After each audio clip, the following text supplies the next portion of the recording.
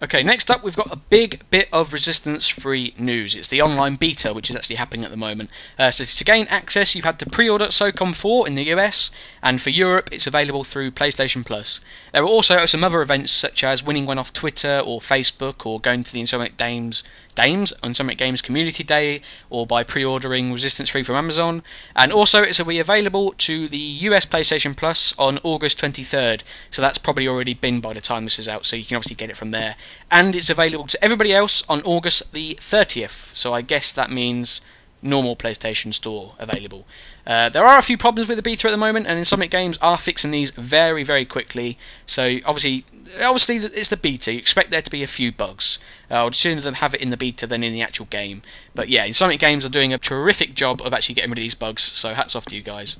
And again, like with Global Resistance, I'm actually thinking of making a video about the beta that is separate to this one, and obviously I'll explain a little bit more of what's in it, like the maps and the weapons and stuff. I'm not very good at it, I must admit, because the video you're watching now is actually the first match I actually played of it, and you can see I'm actually trying to kill a Chimera, but I'm actually a Chimera as well. So I'm trying to kill Chimera, okay? I see a Chimera, I have to shoot it. I must do it. So I'm sorry about that. I'm sorry to the guy if you're actually watching this. I'm sorry if I'm trying to kill you and you're the guy watching. I'm so sorry. I didn't realise. It was my first match. I am getting a lot better. I'm actually getting at least one kill now, so I'll obviously make a video about that. But I'm a total noob at it. Let's just say that. Right, what's next? So the best way to keep updated with the beta is to follow Insomniac Games on Twitter or Facebook, where they will obviously release the information about it.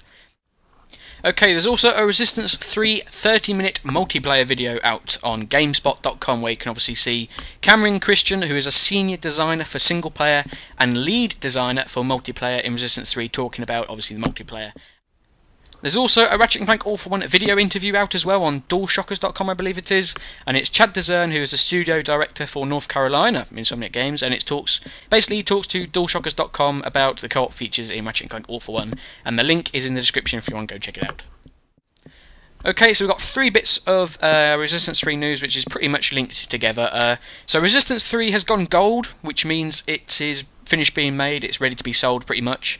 And so to celebrate, Insomniac Games released a new trailer for the campaign of Resistance 3, link is in the description, and Sony announced that you can also get some demos, videos and music that are packed onto the disc of Resistance 3, and you can check out a list of them in the description as well.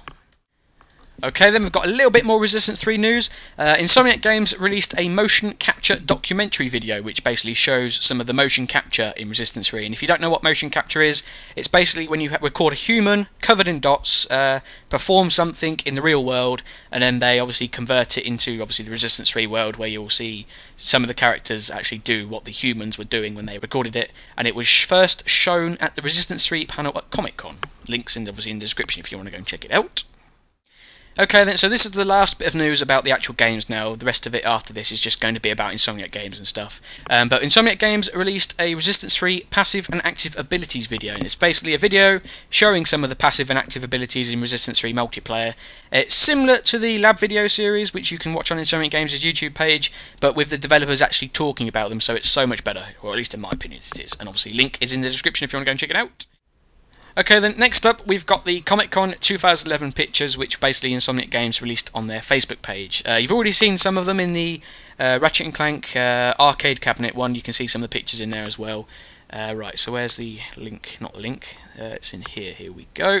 So the first one is the Ratchet and Clank All for One banner, which you can see there. It's pretty cool. Wish I had that. Resistance 3 banner there. Next up you've got somebody playing Resistance 3 there at Comic-Con. And you got somebody here carrying a camera, maybe? Well, you never know with Insomniac Games, that could be a weapon of mass destruction. My guess is the first one I said, though. Next up, you've got Marcus Smith. Next one, you've got the Resistance 3 panel at Comic-Con. And then you can see a front picture there of them all. Right, so there's the audience. Pretty full in there. There's quite a lot of people. Somebody there playing... Oh, taking a picture of the person taking a picture. Right, so here we've got actor... I can't see because it's cut off his name. Let me just have a quick look. Sorry about this. Where is it? Where's the picture? There it is. Actor Crispin Freeman, who is Charlie Tent in Resistance 3, I'm guessing, obviously. Next one is actor Robin Atkin Downes, who plays Joseph Capelli. Next one is both actors, obviously together. And the next one is Resistance 3 animator, director Kevin Groh.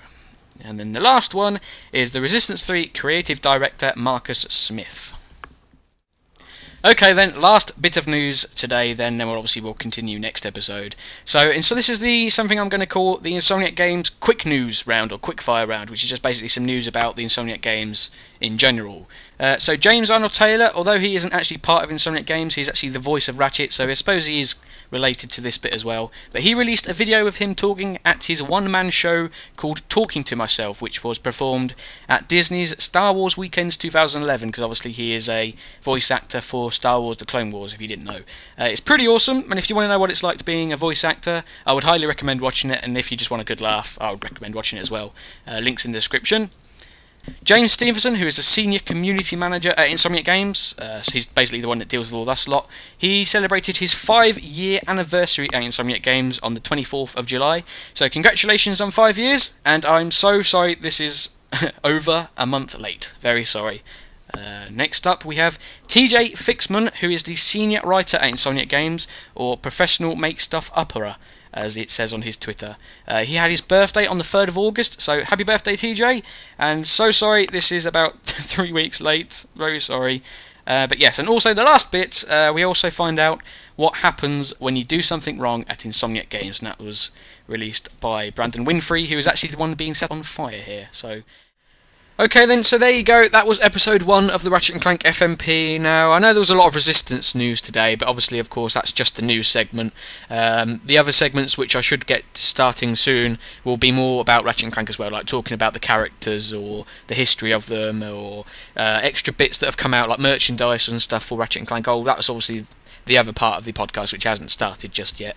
But yes, so I don't know how often I'm going to be doing these podcasts.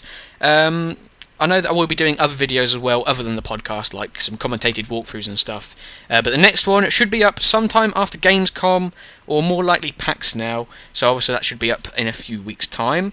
And I'm sorry that this is late and some of the news is old now, but I was meant to do this sooner, so I'm sorry about that. And hopefully, like I said, this will be a bit longer when I start to get the other podcast segments going and be more about Ratchet and Clank as well. So, cheers for watching. I hope you have enjoyed this episode, and I hope to catch you next time. See you then.